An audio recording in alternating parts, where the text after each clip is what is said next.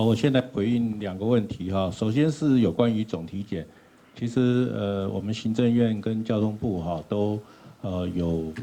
对我们台铁局有进行这个总体检以及应改善的各个事项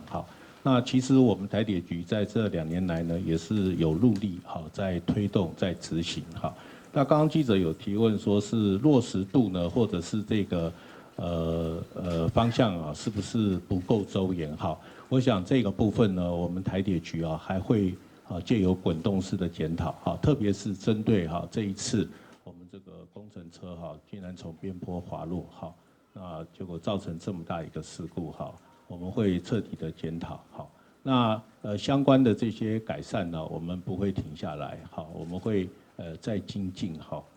来这个预防这种的情势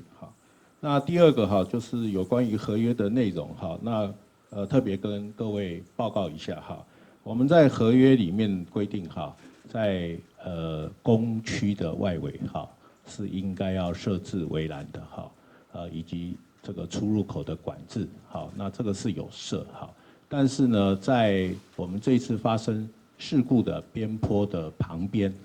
我们并没有明文的是规定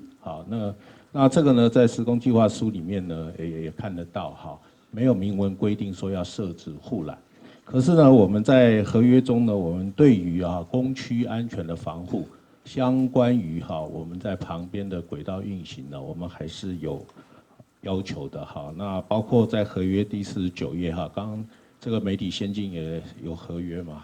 合约第49页呢，这个工地安全与卫生的第6条第6.2项里面的规定那是没有固定护栏或围篱的临时道路施工场所，应依核定交通安全维持计划来办理，防止车辆突入等灾害事故发生那另外在合约第70页有关于这个危险告知的部分那也同样这个对于列车通过或施工时会被飞落的物体击中，也就是物体飞落这个情形这个危害因素应采取这个预防措施那所以刚刚讲到的到底这个承商或者是路局本身是不是有这个不周延的地方这个我们会来进一步来厘清你有话想说却苦无发声的管道吗？你对事情有不同的见解却无人倾诉吗？年轻学子们站出来，说出你们的想法，让我们听听年轻人的心声。闹辩风向强力征求学生辨识，只要你敢说，我们就敢要。赶紧拍摄影片，然后发送到我们以下的信箱，就会有专人跟你联系。还有，别忘了订阅我们闹辩风向的 YT 频道，按赞，开启小铃铛，就不会错过我们精彩的辩论哦。各位朋友，闹辩风向，敢嘴就来辩。